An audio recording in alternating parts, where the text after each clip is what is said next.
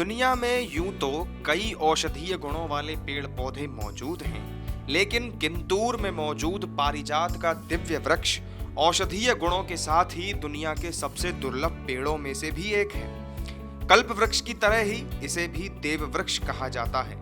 भारत में किंतूर में मौजूद पारिजात वृक्ष अपने आप में ही कई मायनों में अनोखा है और ये अपनी तरह का पूरे देश में इकलौता पारिजात का वृक्ष है। उत्तर प्रदेश के बाराबंकी जिले से 38 किलोमीटर की दूरी पर किंतूर गांव है। इस जगह का नाम पांडवों की माता कुंती के नाम पर किंतूर पड़ा था। यहाँ पांडवों ने माता कुंती के साथ अपने वनवास का कुछ समय बिताया था। इसी किंतूर गांव में भारत का एकमात्र पारिजात का पेड़ पाया जाता है। कहते हैं कि पारिजात के इस वृक्ष को छूने मात्र से सारी थकान मिट जाती है। आमतौर पर पारिजात वृक्ष 10 फीट से 24 फीट तक ऊंचा होता है, लेकिन किंतूर में मौजूद पारिजात का पेड़ लगभग 45 फीट ऊंचा और 50 फीट मोटा है।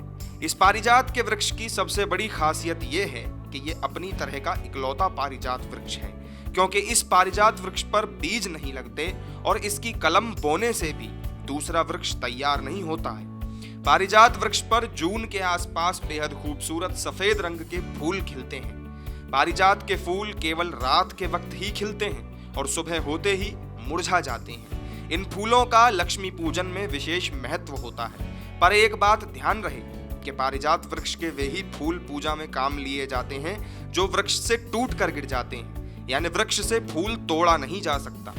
पारिजात वृक्ष का वर्णन हरिवंश पुराण में भी आता है। हरिवंश पुराण में इसे कल्प वृक्ष कहा गया है, जिसकी उत्पत्ति समुद्र मंथन से हुई थी और जिसे इंद्र ने स्वर्गलोक में स्थापित किया था। हरिवंश पुराण के अनुसार इसको छूने मात्र से ही देव नर्तकी अप्सरा उर्वशी की थकान मिट जाती थी। एक बार देवर्षि नारद जब धरती पर भगवान श्री कृष्ण से मिलने आए थे, वे अपने साथ पारिजात के सुंदर फूल लेकर आए थे।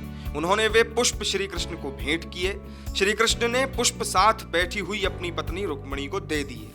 लेकिन जब भगवान कृष्ण की दूसरी पत्नी सत्यभामा को इस बात का पता चला कि स्वर्ग से आए पारिजात के सारे फूल श्री कृष्ण ने रुक्मिणी को दे दिए हैं, तो उन्हें बहुत गुस्सा आया और उन्होंने श्री कृष्ण के सामने ये जिद पकड़ ली कि उन्हें अपनी वाटिका के लिए पारिजात का वृक्ष ही चाहिए। तब श्री कृष्ण के लाख समझाने पर भी सत्यभामा नहीं मानी और आखिर में सत्यभामा की जिद के आगे झुकते हुए श्री कृष्ण ने अपने एक दूत को स्वर्ग जाकर पारिजात वृक्ष लाने के लिए भेजा। लेकिन इंद्र ने पारिजात वृक्ष देने से मना कर दिया। तब दूत ने ये बात आकर श्री कृष्ण को बताई तो उन्होंने खुद ही इंद्र पर आक्रमण कर दिया और इंद्र को हराकर वो पारिजात वृक्ष जीत लिया। इससे नाराज होकर इंद्र ने पारिजात वृक्ष को फल से वंचित हो जाने का श्राप दे दिया और तभी से पारिजात वृक्ष फल विहीन हो गया। श्री कृष्ण ने पारिजात वृक्ष को लाकर सत्यभामा की वाटिका में रोपित कर दिया, लेकिन सत्यभामा को सबक सिखाने के लिए उन्होंने ऐसी व्यवस्था कर दी कि जब पारिजात के उस दिव्य वृक्ष पर पुष्प आते थे तो वो देवी रुक्मिणी की वाटिका में ही गिरते थे।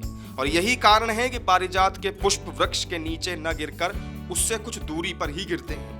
इस तरह पारिजात वृक्ष स्वर्ग से पृथ्वी पर आ गया। इसके बाद जब पांडवों ने किंतूर में अपना वनवास बिताया तो उन्होंने माता कुंती के लिए भगवान शिव के एक मंदिर की स्थापना की, जो आज कुंतेश्वर महादेव के नाम से प्रसिद्ध है। मान्यता है कि माता कुंती पारिजात के पुष्पों से भगवान शंकर की पूजा अर्चना कर सकें, इसलिए पांडवों ने सत्यभामा की वाटिका से पारिजात वृक्ष को लाकर यहाँ स्थापित किया और तभी से पारिजात वृक्ष यहाँ पर मौजूद है।